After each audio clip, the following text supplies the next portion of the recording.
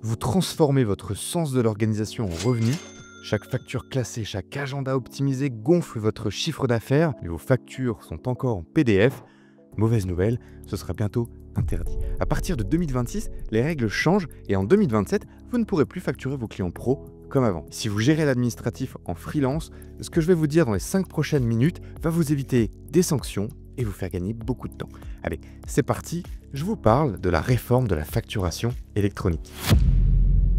La réforme concerne toutes les entreprises en France, y compris les freelances et les micro-entrepreneurs. Que vous soyez à la TVA ou non, vous êtes concerné. Cette réforme, elle repose sur 3 nouvelles obligations qui vont s'appliquer entre 2026 et 2027. 1. Recevoir des factures électroniques. 2. Émettre des factures électroniques. Et 3. Déclarer certaines données à l'administration fiscale via ce qu'on appelle le e-reporting. Dans cette vidéo, je vais vous expliquer tout ça avec des exemples très concrets de votre quotidien pour votre activité. Mais d'abord, qu'est-ce qu'une facture électronique? Eh bien, c'est un fichier au format structuré qui devra suivre des normes très précises. Il existe plusieurs types de formats de facture électronique, l'UBL, le C2I et le FactureX.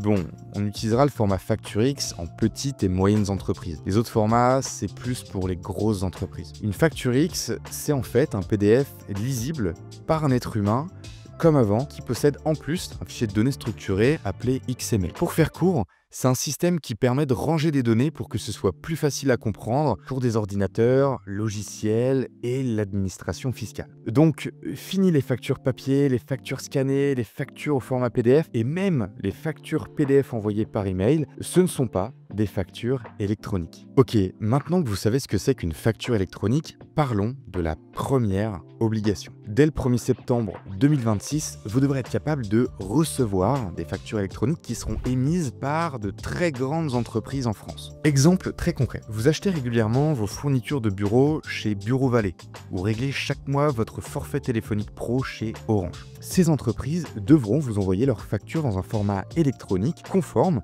dès le 1er septembre 2026. Et vous, à cette même échéance, vous devrez être équipé d'un logiciel pour les recevoir. Avec Abi, toutes vos factures d'achat seront reçues au bon format, triées automatiquement et prêtes à être utilisées pour votre compta gratuitement. On passe à la deuxième obligation. À partir du 1er septembre 2027, si vous facturez des entreprises en France, vous aussi, vous devrez émettre vos factures au format électronique dans le format officiel. Donc, plus de PDF fait à la main ou envoyé par mail, mais plutôt le format FactureX. Vous devrez utiliser un logiciel qui transmet vos factures dans le circuit officiel via une plateforme de dématérialisation partenaire qu'on appelle une PDP. Exemple concret.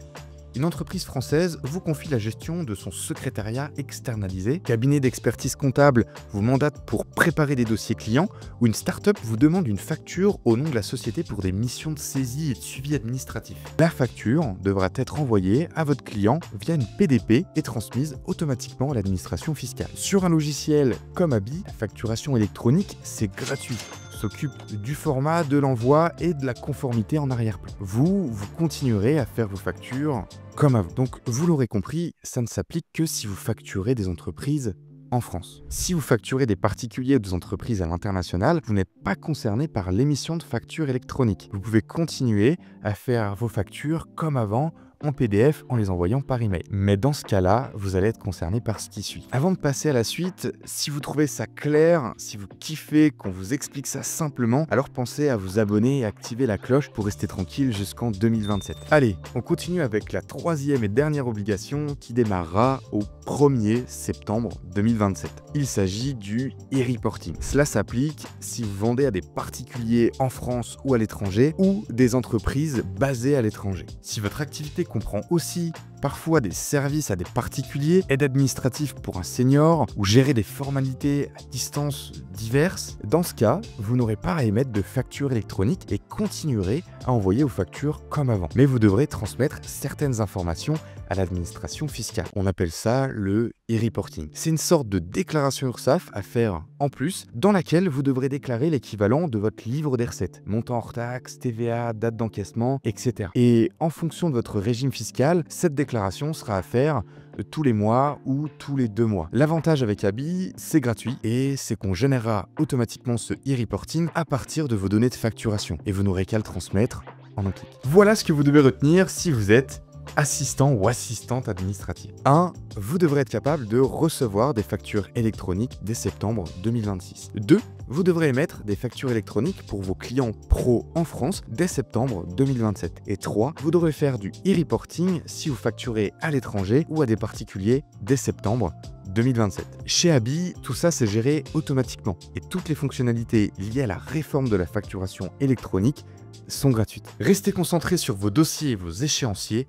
on charge de la paperasse.